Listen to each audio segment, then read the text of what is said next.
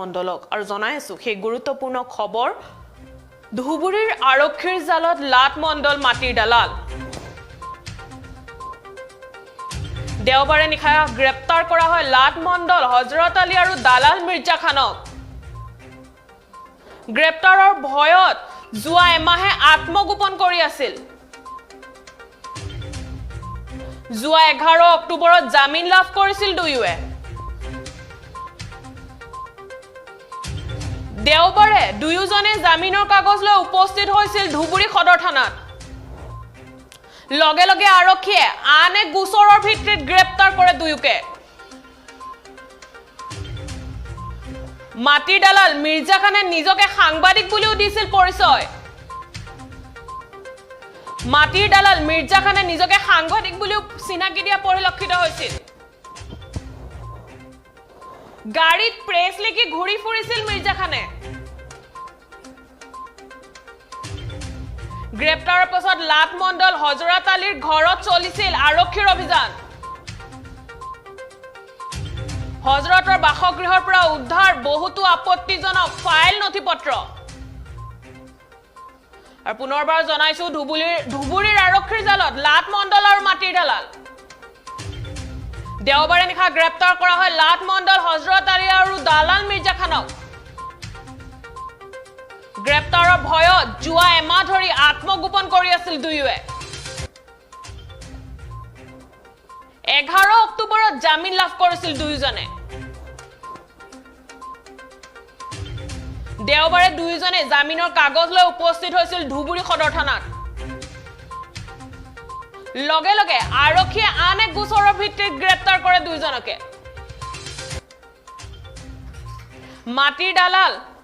মিৰ্জা খানে নিজকে সাংবাদিক বুলিও দিছিল পৰিচয়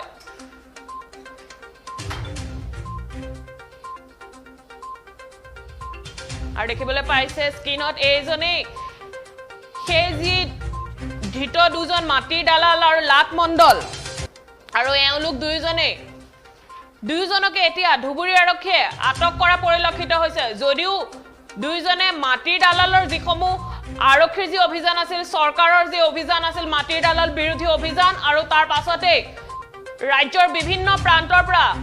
বহুতো মাটিৰ দালাল আটক কৰা হৈছিল আৰু তেওঁলোক দুজনৰ মাজত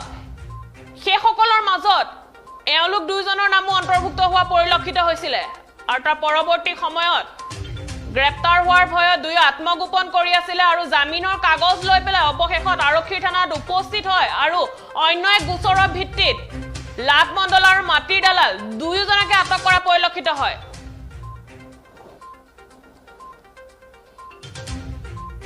ধুবুৰী আৰক্ষীৰ অভিযানত ধুবুৰী আৰক্ষীৰ থানাত আহি এই দুজন ব্যক্তিয়ে জামিনৰ কাগজ লৈ পেলাই আহি উপস্থিত হৈছিল আৰু তাৰ পৰৱৰ্তী সময়ত অন্য এক গোচৰৰ ভিত্তিত দুয়োকে আটক কৰা পৰিলক্ষিত হয়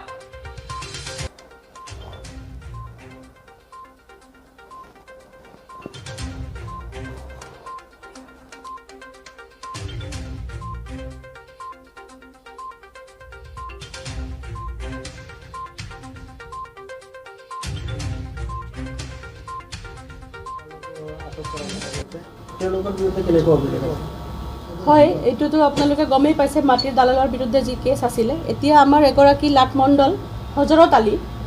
আৰু মিৰ্জা খান তেওঁ এগৰাকী দালাল হিচাপে পৰিচিত গতিকে আমি গোপন সূত্ৰৰ পৰা আমি গম পাইছিলোঁ যে তেওঁলোকৰ ঘৰত কিছু চৰকাৰী নথিপত্ৰ তেওঁলোকে লুকুৱাই ৰাখিছে যিটো টেম্পাৰ কৰাৰ কাৰণে গতিকে আমি যোৱাকালি তেওঁলোকক আমি থানালৈ আনিছিলোঁ আৰু তেওঁলোকক লৈ গৈ পেলাই আমি তেওঁলোকৰ ঘৰৰ পৰা হজৰত আলীৰ ঘৰৰ পৰা আমি কিছু ফাইল উদ্ধাৰ কৰিছিলোঁ যিখিনি চৰকাৰী ডকুমেণ্ট হয় ডিচি অফিচৰ যিখিনি আচলতে কোনো কৰ্মচাৰীয়ে ঘৰত ৰাখিব নোৱাৰে তেনেকুৱা ধৰণৰ বহুত আপত্তিজনক আমি ফাইল তেওঁৰ ঘৰত পাইছোঁ এটা কেছত তেওঁলোকে জামিন লাভ কৰিছে উচ্চতম ন্যায়ালয়ৰ পৰা নতুন কোনো গোচৰ জাপি দিয়া হৈছে জাপি দিয়া বুলি ক'লে ভুল হ'ব তেওঁ এটা কেছত তেওঁ জামিন পাইছিলে যিটো আগতে যিটো মাটিৰ কেছ এটা হৈছিলে সেই কেছত আমি তেওঁক জামিন প্ৰদানো কৰিছোঁ কিন্তু আমাৰ ওচৰত ইনফৰমেশ্যন আছিলে যে তেওঁ নিজৰ ঘৰত কিছু নথিপত্ৰ লুকুৱাই ৰাখিছে সেই হিচাপত আমি পাইছোঁ নথিপত্ৰ যথেষ্ট আপোনালোকৰ সন্মুখতে আছে আৰু এতিয়া তেওঁৰ বিৰুদ্ধে আৰু কেছ হৈছে সেই কেছত আমি তেওঁক গ্ৰেপ্তাৰ কৰিছোঁ হজৰত মণ্ডল আৰু মিৰ্জা খান। কেইটা কেছ আছে তেওঁলোকৰ বিৰুদ্ধে? তেওঁলোকৰ বিৰুদ্ধে 2টা হ'ব। আৰু যিহেতু অভিযান চলাইছিল, অভিযানত কি কি পাইছে? সেই আমি যিখিনি পাইছোঁ সেইখিনি আচলতে যিখিনি ফাইল আছে, আমিও এক্সপাৰ্ট নহয়, এইখিনি DC অফিচৰ মানুহে বা চাৰ্কল অফিচেহে জানিব, কিন্তু আমি সেই ফাইলখিনি আমি ইয়াতে আছে, আপোনালোকে তাৰ ভিজুৱেল ল'ব পাৰে। আপোনালোক বহুত কেইটা আছে, মই হিচাপ কৰা নাই, আছে কিছু ফাইল।